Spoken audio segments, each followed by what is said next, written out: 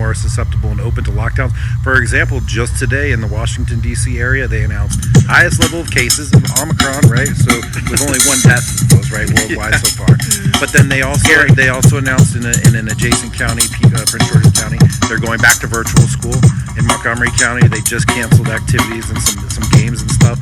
And the sentiment that I have is, and the feeling I'm getting is that those kids leaving on Christmas break, not going to come back this year. Like, right. It's going to be back to virtual school, lockdown, social distancing, separation, the whole thing. Don't you love it though? Don't you love?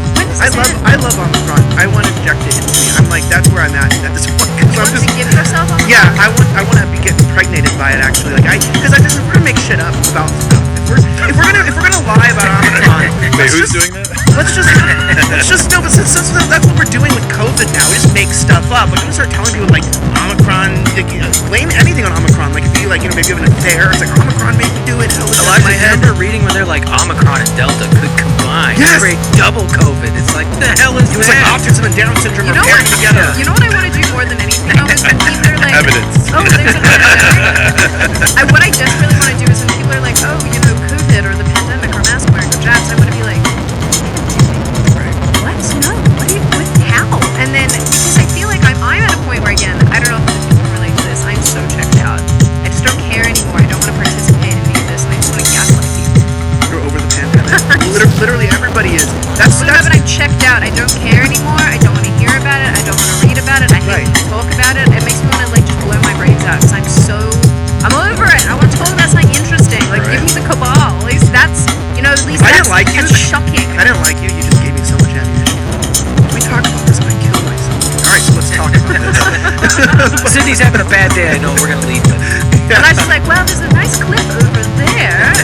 I'm just saying it is absolute bullshit because when you're looking at this, I was reading an article today about how people have they're worn out, but it's called pandemic fatigue. This is a new phrase.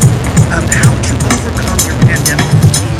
Now, if I wrote the article, I would have been like, fuck the government, arrest Dr. Fauci, and then let's just restart this. Live your life! Yeah, but it was explaining what you need to understand is that you got to relate to your unvaccinated families. And here's this doctor that says you probably should have unvaccinated over Christmas, and the way you get over it is by learning to separate your life from the unvaccinated. And I was like, so that's how you get over it. It's the unvaccinated who are complaining about it and not willing to accept the new normal. And so that's what they're trying to gaslight with is it feels strenuous because people aren't getting vaccinated. I've been traveling quite a bit, and I've been all over the country. In fact, I went to 21 states this last calendar year. And every time I'm struck by the fact that at home in DC area is one thing. You get outside DC area, it's a totally different thing. Your world view becomes warped by your local politics. So in DC, people are begging for vaccines. Okay? They want the extra. They're lining up. They're the people. Why? They're the people that you see and they're like, I just can't wait to give my 5-year-old the shot. And they're like having emotional breakdowns of joy when they can finally take their kid to get the shot. And then you get outside of DC area into other parts of the country, and it's just a completely different perspective. So when people are shocked that they're going to go back to closures and virtual school in DC, I'm definitely not. They want it. It's another way for them to say, I'm against Trump, I'm against fascism, I'm against all these things, whatever it is, I'm against racism. Them getting their 5-year-old a shot is them saying out loud, I'm not a racist. That's the way they feel. And so I don't know how to change that. That is a really tough one. And you gotta hand it to them. They were able to take you've seen those videos of Biden and Harris and all of them just being very questioning of the vaccine and hesitant about the vaccine whenever it was the Trump vax. And as soon as the election happened, they were able to just trans that around, and then somehow now none of that ever happened, and they've made taking the vaccine an anti-Trump kind of thing, even though it literally is a Trump vaccine. Yeah, this goes back to your question, what you were saying about do these people really think that they're a part of something? And I think the point is that the majority of people are at this average IQ, and they want to be seen as good and smart. And socially, the way to be good and smart is to just always follow along with whatever the flow is. And if you go against that, it used to just be that you were independent. But now they've tied obedience to morality because there's no God in the country. so it's like, in order to be seen as a good person, you need to have your ear booster. It's not just about being safe and effective for the community, but it's about people who aren't taking this are holding humanity back. People that don't take this, like you said, are the racists. And so do you want to be, this is what racists do. And so you're right, people won't resist it because they don't fear God, they have no self-independence or self-independence or any thought of original thought.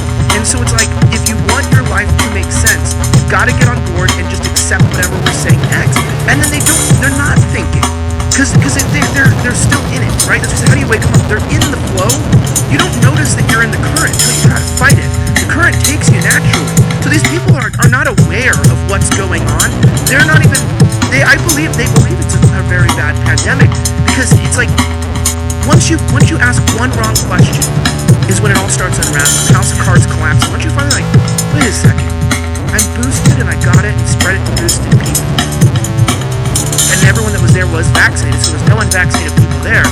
Maybe someone's lying about this shit. Ask one question, it'll unravel, but it's scary. That first question is too big of a jump for most people because they don't want to be a bad person, because they're afraid to lose that connection to the bullshit average IQ majority. The hard part is that in order to shake out of that thing you just described, where if you ask them the question, you've been vaxxed, you've been boosted, you spread it to vax and boost people, can you see reality yet? It's not enough damage. They are going to need to experience more harm in their life before they're going to reconsider their worldview. Resetting your worldview is very difficult. It's very difficult, and especially in details that I think is going to like morality and faith. And I also don't want to slag on average people, right? Most everybody in America does not have the time or energy to spend as much time and energy as we do on learning things, investigating things, talking to experts, processing the news, debunking it, and like having the skill set, the energy, and time in order to really dig down. These people are rationally ignorant because they don't have time.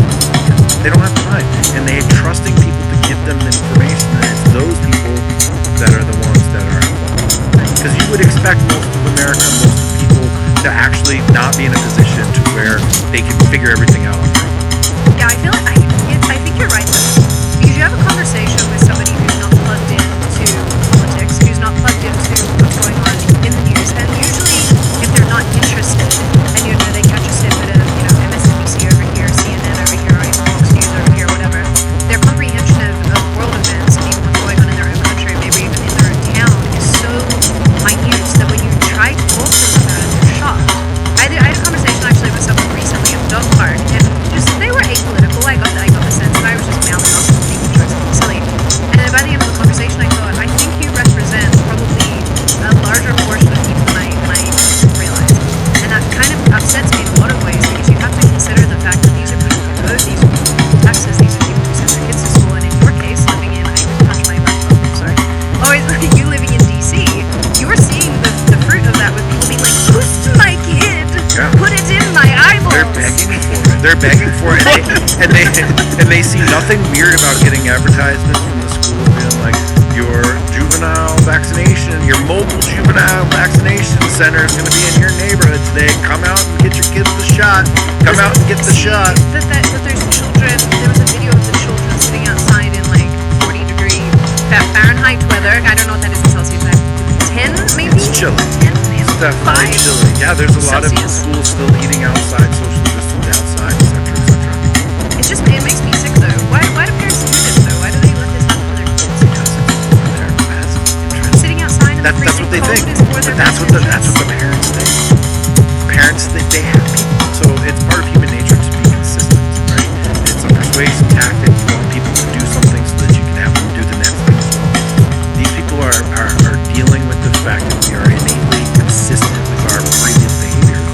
And so it was just a little one, and then a little one, and then a little one in 15 days, and then this, and then that. And it's just each incremental step has led us to the point where we're going to have lockdown round 2. I think like we're past round 2. Oh, right. I think we're like locked 50. Yeah, round 16. No, but it also is what I'm saying by the average IQ. I'm talking about the arc. Like, because like I consider myself to be more on the retarded scale. Like, it just like it's Confirmed. yeah. It's like, so it's, to me it's this arc. When I'm saying about this average IQ thing, where like people that don't really know much, they are forced, and it's not because of like any other reason than the fact that maybe they're just dumbed down. And that's what I mean, not genetic IQ, but just like these are the people that are biting the bullshit. They're the ones who just watch the sitcoms and think they're actually entertaining. You know, play woke games. The people who just sit around and they live for entertainment. The ones that you talk about, like, oh well, what movies come out today, Carrie? Oh, I don't know. I watched Spider-Man. Like, people that just they don't know what's going on. They live for pleasure, and then they work, and then whatever. It's just that living in that illusionment.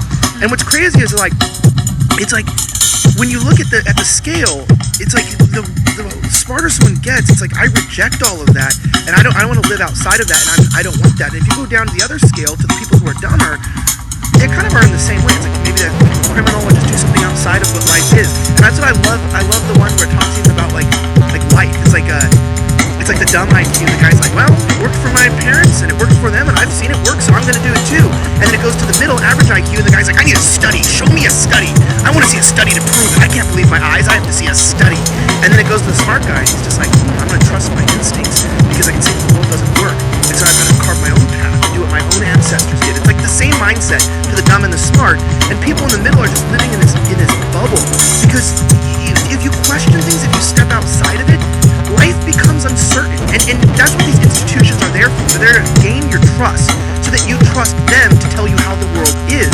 And so then they use that and they manipulate that power and abuse the people in the middle, and then they try to shut the rest of us out and keep us silent so that we don't expose things. Like, why do you think they censor us? It's because they don't want more of those people waking up, because they're a cartel. The government is a cartel. The elites are a cartel, and they control the people's minds, therefore their money, and therefore their taxes, and they can create the world that they want. And so it's like, yeah, like, why don't people jump out of it? There's no value to really jump out of it. Like, it's true. Like, the woman at the dog park I talked to, she didn't even know that there were lockdowns in Australia. She was like, there's lockdowns in Australia? I thought that was a free country. Well, the narratives live in a competitive environment like everything else, right? So they float a narrative, and it's a you know, you either succeed or you die. The narrative, and the ones that die, nobody listens to, nobody pays attention to. But the ones that live are the ones that control the most amount of minds. So of course you're going to see in the middle people being drawn to the successful narrative because they wouldn't exist otherwise. They test them. They're constantly testing narratives. They're floating different stories. They see what works, what gets traction, what is going to work to advance their agenda. And I was just like, my kids now. I love it. And I have been preaching constantly forever their whole lives. And they can see it now. And they come to this understanding, the same understanding I have. FISA and the big farms, they're the biggest ad buyers in all of media. Pfizer and Big Farm, they staff the FDA, they staff the CDC. Pfizer and Big Farm, they pay for lobbyists everywhere. So they're paying, my kids now can see that they're paying for the narrative control, they're paying for the regulatory control, they're paying for the media control, and all of it is designed to do what? Just keep jabbing yourself. Did you know that the United States is one, I think, of only 2 countries in the world that allows Big Pharma to run ads on television? I mean, we should just start with that. The whole thing is funded with that. So these are the narratives that are going to come out to make the advertising